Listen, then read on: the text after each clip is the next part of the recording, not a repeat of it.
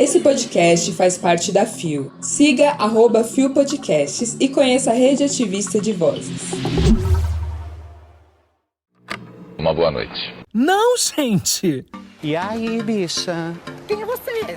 Bom dia, bicha. Seu jornaleco em áudio que é pra você começar o dia bem informado. Tudo, ou quase tudo, que virou notícia sobre a comunidade LGBTQIAP+. Quarta-feira, 9 de março de 2022. Hoje é o Dia Internacional do DJ. Vamos aos destaques de hoje. Conheça 13 personagens LGBTQIAP+, de animes. BOs dificultam denúncias de LGBTfobia. Sindicatos precisam proteger mais profissionais LGBTQIAP+. Olá, eu sou o GG e este é mais um Bom Dia, Bicha, seu podcast diário de notícias LGBTQIAP+. Deu na Pure Break Brasil 13 personagens LGBTQIAP+, dos animes, publicado em 28 de fevereiro de 2022 por João Maurício Maturana. A representatividade LGBTQIAP+, é importante em todos os níveis da sociedade e em todos os tipos de filmes, séries, novelas, desenhos animados e também animes. No geral, a presença de heróis queer nesse formato de história ainda é algo raro. Ainda assim, 13 personagens provaram que podem quebrar essa barreira e se destacaram como representantes da comunidade. Os animes se tornaram muito famosos ao longo dos anos. Esse tipo de desenho animado com uma forte carga dramática conta com histórias cativantes, tramas criativas, reviravoltas e, é claro, personagens icônicos. Então, como em qualquer tipo de narrativa, faz sentido que a gente queira ver minorias sendo representadas. Isso já aconteceu diversas vezes de maneira bem positiva, principalmente em relação à comunidade LGBTQIAP+. Mesmo que ainda tenhamos um longo caminho a avançar para que o número de personagens queer seja equivalente à realidade, veja 13 representantes da comunidade nos animes. Kikunojo e Emporio Ivankov, One Piece. Kikunojo, ou Kikonojo, é um exemplo positivo de representatividade trans nos animes. A samurai é uma guerreira que conquista por conta própria o respeito entre os piratas do chapéu de palha, mostrando sua força. Além disso, ela não é qualquer coadjuvante em One Piece, tendo um desenvolvimento interessante durante a história. Ymir e Krista, Attack on Titan. Além de entregar metáforas à perseguição religiosa, opressão e outras críticas progressistas, Attack on Titan também conta com um casal lésbico maravilhoso. Estamos falando de Ymir e Krista. Em um dos episódios do anime, inclusive, descobrimos mais sobre o passado de Ymir e sobre uma carta que ela escreveu para sua amada, declarando seus sentimentos e confessando ter vontade de se casar com a moça. O relacionamento delas é bem transparente desde o início da trama e só cresce ao longo dos capítulos. Sailor Urano e Sailor Netuno, Sailor Moon. Sailor Moon fez história. O anime de grande sucesso comercial inovou ao retratar o relacionamento entre Sailor Urano e Sailor Netuno na trama, quebrando vários tabus da época. O relacionamento entre as duas personagens foi alvo de censura em diversos países que acharam melhor retratar elas como primas. Além disso, Sailor Urano se descobre uma pessoa não binária, eventualmente. Touya e Yukito, Sakura Card Captors. Assim como Sailor Moon, Sakura Card Captors também foi censurado por conta do seu conteúdo LGBTQIAP+. Mesmo assim, não dá para esconder a química gritante entre Touya e Yukito. No início do anime, Sakura até tinha uma quedinha por Yukito, só que o garoto nutria sentimentos pelo irmão da estrela da história. Depois de um tempo, o amor entre os dois fica ainda mais evidente. Megumi Fushiguro, Jujutsu Kaisen. A orientação sexual de Megumi não fica tão explícita em Jujutsu Kaisen, mas que ele é do Vale, ele é. Isso porque em determinado episódio, quando questionado sobre o tipo de mulher ou homem que ele gosta, Megumi respondeu: "Não tenho preferência nenhuma. Se a pessoa tiver uma personalidade inabalável, não precisa de mais nada." Essa afirmação abre espaço para a interpretação, uma vez que ele pode ser tanto bi quanto pansexual. De qualquer forma, sua sexualidade é monodissidente, o que significa se atrair por mais de um gênero ou nenhum. Dio Brando, JoJo Bizarre Adventure. E temos vilão da comunidade LGBTQIAP+, também, mostrando que a população queer é plural e pode ser representada por personagens bastante complexos. JoJo Bizarre Adventure nos presenteia com Dio Brando, um dos vilões mais amados pelos fãs de animes que é bissexual. Shinji e Kaworu, Neon Genesis Evangelion. Ainda que Shinji tente se relacionar com diversas mulheres ao decorrer da série, ele vive um lindo e breve romance com o menino, Kaworu, no fim da história. O casal se tornou rapidamente um dos favoritos dos fãs do anime. Fire Emblem, Tiger and Bunny. Tiger and Bunny tem alguns problemas em relação a estereótipos e situações problemáticas presentes ao longo da trama, mas o personagem Fire Emblem serve uma importante representatividade para jovens gays, negros e gênero fluido que assistem à produção. Pode ser que eu tenha errado as pronúncias sim, então por favor, anime fans, não me julguem. Inclusive me manda mensagem de voz me ensinando a pronúncia correta porque eu vou amar. Eu não conheço a maioria dos animes de hoje em dia, mas quando eu era mais novo, eu realmente amava. Então peguei Sailor Moon. Inclusive, posso ter dito em algumas discussões na escola, eu vou punir você em nome da lua sim, pois fui uma criança bem lúdica. Peguei Sakura Card Captors também, enfim. Eu amei essa matéria, muitos desenhos japoneses traziam personagens que a gente considerava andrógenos, né? Mishi de lagarto, Afrodite de peixes, representaram nos Cavaleiros do Zodíaco. Eu era o Shun, de Andrômeda, sempre que a gente brincava, inclusive. É muito importante sim que sejamos representados em todas as expressões. E hoje, num tempo em que se debate com um pouco mais de clareza infâncias LGBTQIAP+, ao menos em comparação com os anos 90, quando eu era criança, é importante a gente falar sim sobre essa representatividade. Deu na carta capital. BOs dificultam denúncias da LGBTfobia e mascaram estatísticas no Brasil. Publicado em 2 de março de 2022 por Ana Andrade.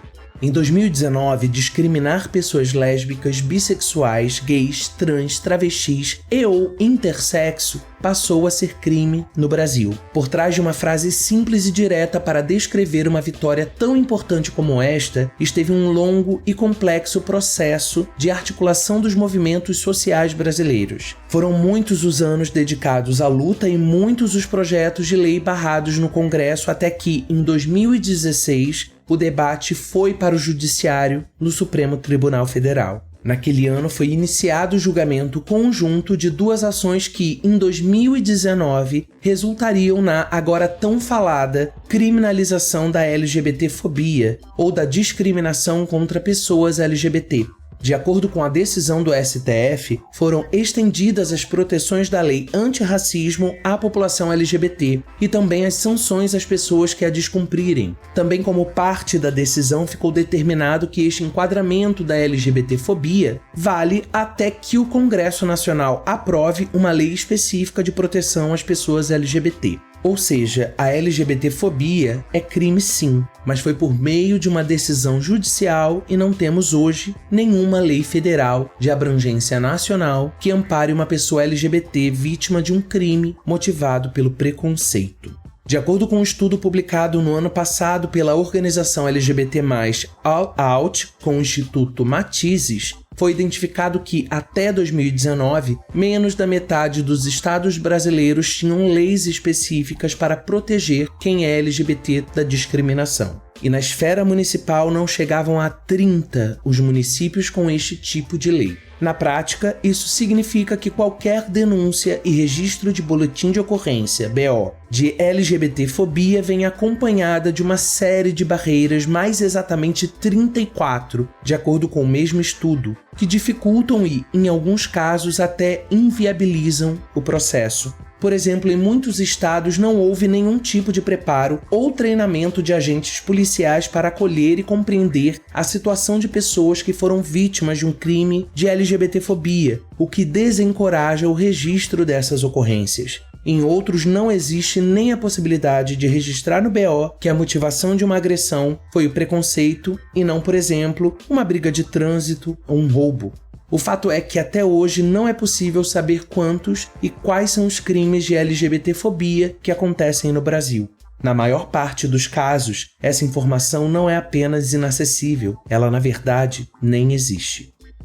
Link da matéria completa com mais dados e informações na descrição do episódio. É importante demais ler a matéria completa porque deter esse conhecimento pode te ajudar substancialmente no momento de uma denúncia. Infelizmente, o despreparo das pessoas agentes é massivo. Muitas vezes, o preconceito por parte dessas pessoas também é. E demonstrar o mínimo de conhecimento sobre essas questões, sobre os processos, os dificultadores, pode ser uma forma de se impor diante de uma situação adversa quanto à nossa sexualidade e ou identidade. Mesmo com a decisão do STF, não é por acaso que o Legislativo até agora não tenha nos contemplado. Eles vão fazer o possível para continuar invisibilizando nossas dores. Se a gente não gritar, se a gente não der a carteirada do conhecimento da causa e desse processo truncado, a gente não vai gerar estatísticas corretas sobre crimes que a gente sabe que acontecem todos os dias. É como eu sempre digo sobre estar aqui fazendo esse podcast. Informação é uma das ferramentas de empoderamento mais fortes. A gente precisa se informar, a gente precisa fazer essa informação rodar, circular na nossa comunidade e a gente precisa usar essa informação a nosso favor. Leia a matéria completa, por favor.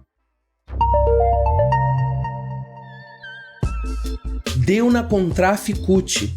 Sindicatos precisam se engajar pelo fim de crimes contra profissionais LGBTQIA+. Publicado em 3 de março de 2022 por Editoria de Diversidade. A pesquisa da Global Union, UNI, sobre direitos e percepções de trabalhadores e trabalhadoras LGBTQIA+, apontou o papel que sindicatos devem desempenhar para proteger a categoria que representa com relação à questão de identidade de gênero e sexualidade. A pesquisa detecta que as organizações sindicais devem se dedicar à comunicação a respeito do tema, pois não é pequeno o número de pessoas que desconhecem que qualquer medida esteja sendo tomada, 20% dos entrevistados. Por outro lado, cerca da metade das pessoas pesquisadas afirma saber das ações, o que é um dado positivo. Destes entrevistados vieram muitas sugestões de ações, como defesa dos direitos das pessoas vítimas de discriminação, representação, com intensa divulgação em atividades LGBTQIA+, campanhas contra a terapia de conversão e apoio ao reconhecimento legal do gênero, medidas de combate ao bullying, luta pela igualdade salarial, apoio efetivo a trabalhadoras e trabalhadores trans, educação e formação, cláusulas para que parceiros e parceiras tenham acesso a planos de saúde e a segurança social, bem como ao seguro de vida, criação de banheiros neutros em gênero, diversidade entre representantes sindicais, políticas de inclusão de jovens que se identificam como LGBTQIA+. Para Dilson Barros, da direção executiva da Confederação Nacional dos Trabalhadores do Ramo Financeiro, Contraficute, e militante do movimento LGBTQIA+, os sindicatos vêm cumprindo seu papel a partir do momento em que topam falar do tema, negociar direitos e cláusulas. A participação de LGBTQIA+, nas direções ainda é pequena, porém bastante representativa e produtiva. Estamos avançando e conquistando cada vez mais visibilidade. No entanto, ele também aponta um obstáculo decisivo que ainda deve ser superado. Falta o empregador topar e acreditar que, com inclusão, o mundo do trabalho cresce e o processo produtivo melhora. A pesquisa da UNI colheu ideias sobre como os sindicatos podem ajudar a proteger e a apoiar trabalhadores e trabalhadoras LGBTQIA+. Conheça algumas.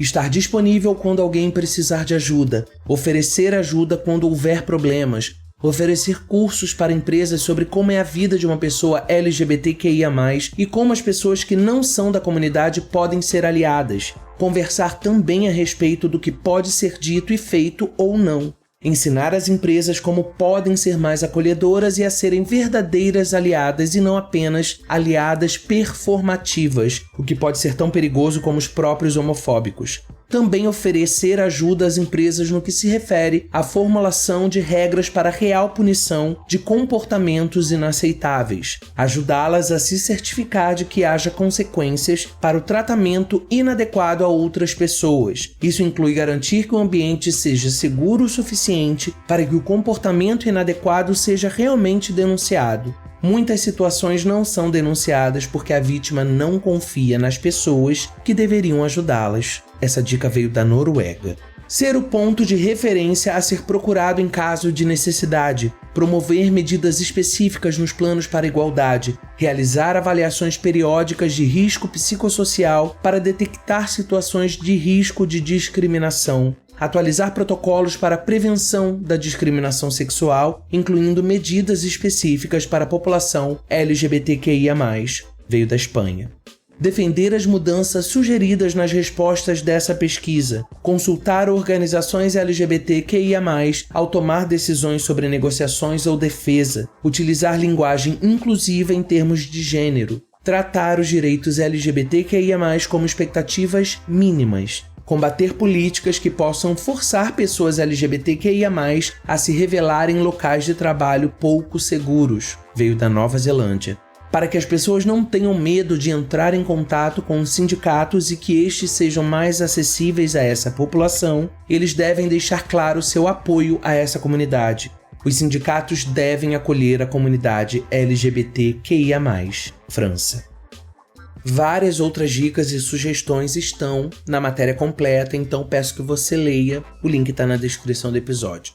Eu fico muito feliz em trazer essa matéria da Contrafe aqui no Bom Dia, porque eu tenho muita proximidade com o movimento sindical. Você sabe que eu trabalho na Caixa, né? E meu marido é diretor na Secretaria de Bancos Públicos do Sindicato dos Bancários do Rio e também conduz uma frente LGBTQIAP+, no sindicato. E também é representativo por ser uma pessoa LGBTQIAP+, declarada, o que necessariamente já promove esse debate nesse ambiente de trabalho. Eu falo com propriedade que essas pautas têm atenção no Sindicato dos Bancários e, de fato, os bancos têm, via de regra, políticas positivas em relação às nossas existências, mas o estigma social existe e acaba atravessando as pautas trabalhistas. E tal qual acontece nas relações extratrabalhistas, muitas vezes a gente prefere entubar uma discriminação do que denunciar. As empresas têm políticas de proteção, mas o medo de perder o emprego ou o cargo comissionado é maior e a gente normalmente prefere não correr esse risco fazendo uma denúncia. É nesse pormenor, nesse detalhe que os sindicatos precisam agir. Eu sei que outras classes têm menos atenção a essas questões. Eu sei que eu falo de uma classe privilegiada nesse sentido, que é a classe bancária. Mas também sei que mesmo enfraquecidos nesse Brasil de hoje, o movimento sindical está aberto ao debate. Envolva-se no movimento sindical da sua classe. Leve essa discussão. O movimento sindical é feito pelas pessoas trabalhadoras, não é algo externo a nós. É a gente lá. A gente precisa se envolver para a gente buscar promover as mudanças que a gente quer ver. E o Bom Dia Bicha de hoje chega ao fim, chamando a atenção hoje e sempre dos veículos de comunicação, sites, publicações, para nominar as pessoas responsáveis pelas matérias. Não dá para ter a editoria assinando a produção jornalística, porque editoria não é ninguém. São pessoas que fazem esse trabalho e elas precisam ser citadas. É um mínimo de respeito, né? E seguimos na tour de todo dia de divulgar gente boa, ideia boa, iniciativa sobre nós, sobre a comunidade LGBTQIAP+. Se você conhece alguém ou se você tem um projeto sobre a comunidade LGBTQIAP+, manda uma mensagem de voz pra gente lá no Anchor. Pode mandar também na DM do Twitter ou no direct do Instagram, mas manda um áudio de cerca de 1 minutinho contando sobre esse projeto, que a gente quer disponibilizar espaço para você aqui no Bom Dia. Se você preferir, manda também por e-mail lá no queobichapod@gmail.com. Aliás, o que você quiser conversar com a gente, pode mandar nas DMs ou por e-mail também, que a gente está aberto aí a esse debate, tá bom? O Bom Dia Bicha conta com identidade visual e edição de Rod Gomes, pesquisa de Dan Pereira, roteiro de Dan Pereira e GG, eu mesmo, que além de apresentar, também faço a produção geral. O programa faz parte do feed do Kill Bicha, um podcast queer, que está no selo Fio, a rede ativista de vozes. Ouça os outros episódios, compartilhe nas suas redes sociais, não deixe de nos marcar e de nos seguir. Então beijo, boa quarta e até amanhã.